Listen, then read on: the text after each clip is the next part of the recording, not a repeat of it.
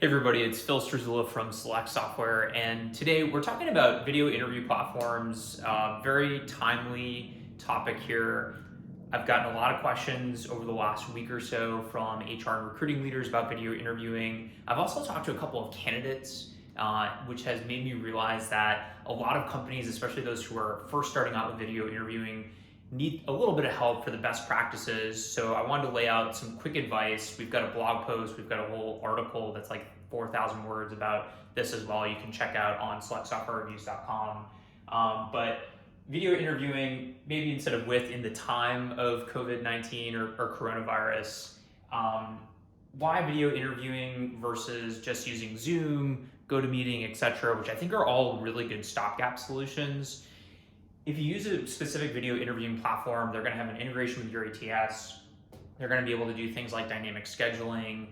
They're going to have on-demand interviews so that you can do asynchronous vetting of candidates. And they're also going to have things like employer branding built in.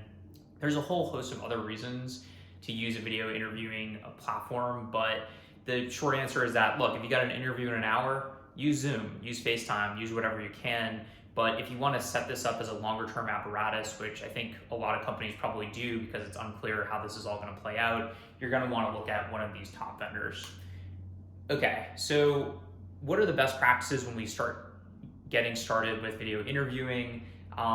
First and foremost, I've got this little email thing here, is to communicate. So the candidates that I've talked to are not getting communicated about what's going on with the interview process, what can they expect going forward. They're sort of in limbo, and I think that's because the recruiting teams are in limbo, but you've got to just give people a heads up that you need a couple of days to figure it out or whatever. I've talked to a couple of candidates who are going for $200,000+ salary jobs, people you don't want to lose, right, in your interview process, and they're sort of like, well, one company is doing a really good job, the rest aren't, but I want to see how the rest play out, but maybe I won't get a chance because I'm going to get an offer and they're going to make me decide. So one advice, just communicate like, hey, we're figuring it out, etc. Here's what to expect from us, even if you don't know. The next thing is kind of once you get into video interviewing with your candidates is, one, you want to communicate the benefits. So the main benefit here is to keep everybody's safety. Hey, we care about people. We want to make sure that we're not putting you in undue risk, etc. That's why we're going to do the video interviews in different times. There's different ways of phrasing this as well, of course. And then sort of the other big pieces here are support. So technical support for candidates, make sure the vendor that you pick has 24 hours technical support, can answer candidate questions, cut people slack. Remember the first time that you did anything? Video interviewing can be a little bit awkward if somebody has like a messy desk in the background or maybe the sound isn't perfect. Don't ding them on that. That's not a very good signal for whether or not they're going to be good at their job. And chances are maybe you didn't set the right expectations up front with candidates. The last thing is consistency.